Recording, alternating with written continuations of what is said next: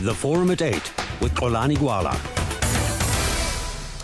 8.5 after 8. Good morning. Welcome to the Forum at 8 here on SAFM, South Africa's news and information leader. Well, the Reserve Bank has been arguing over the past couple of months that levels of unsecured credit are too small to pose a risk to the wider South African financial system in this country. That's one part of the story. The other part of the story, there have been some observers who are saying, well, it's becoming a bit of a problem. And among those observers has been the South African Communist Party. Just towards the end of last month, May, they issued a statement, and let me quote from that statement. They said, the SACP is quite affronted by the dismissive attitude that has been adopted by the Reserve Bank in relation to the crisis of reckless and unsecured lending confronting the country. The SACP was one of the first organizations, they said, already last year to raise this matter, and we were confronted by a know-it-all attitude of the Deputy Governor, Leseja Kganyago. They go on to say, as the SACP, we are strongly of the view that it is irresponsible of the Reserve Bank to adopt such a careless approach towards the ballooning of unsecured loans. And let's discuss then this phenomenon in this country. I'm just wondering, Mr. Sole Mapaela, the SACP Deputy General Secretary, why has the SACP adopted such a confrontational attitude on this matter? It's not a confrontational attitude. It's just a cautionary warning. Sounds a little more than a cautionary warning when you refer to the Deputy Governor of the Reserve Bank as having a know-it-all attitude. No, it's not even about the Deputy Governor. It's about South African economy. If you know, the problem of the world economy started in the 2008 as a consequence of reckless lending by the banks in the US, and it spiraled all over the world, and it affected us. Even it's affecting our economy even today. And in South Africa, we're protected precisely. Not only, but in the main, from a campaign that we led in the SACP and the Financial Sector Campaigns Coalition, which was a group of organizations that were brought together by the SACP. From that, we were able to have a proper National Credit Act that's almost cushioned South African banks from unsecured lending and from being affected in the main by what happened internationally.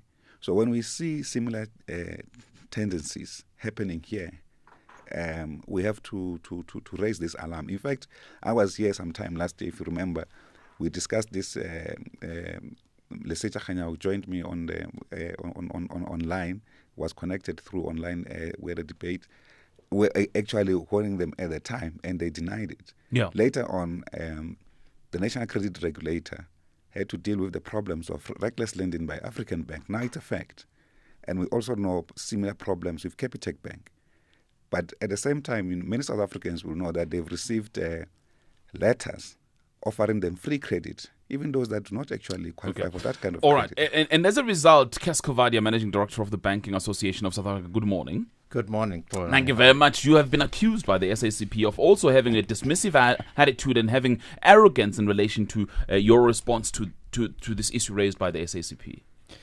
Well, far from a dismissive attitude, and I hope I'm not arrogant, we've recognized that people are in debt.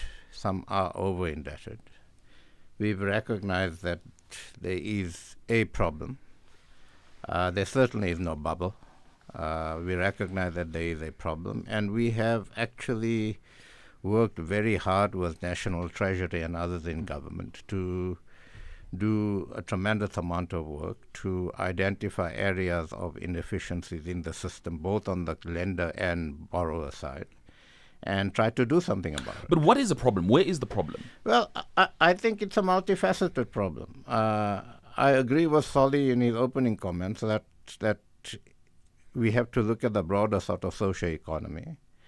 We have a situation where we have slow growth. We have unemployment. We have people wanting to borrow money. We also have a culture in our country of consumption through credit and a very low, if not a very virtually a zero savings rate. And all of those combined lead to a problem. Now, the bottom line is that there's a demand for credit. In my view, banks and most other registered lenders are providing that credit in a responsible way.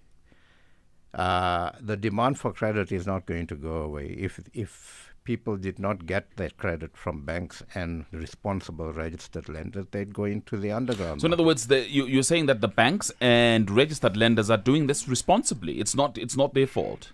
Well, I think that, let me speak for the banks, because I don't speak for the others. We've done a lot of work with the banks. We are quite convinced that the banks are doing this responsibly. The banks are also one of the most highly regulated institutions in this country, not just through the credit regulator, but also through the South African Reserve Bank.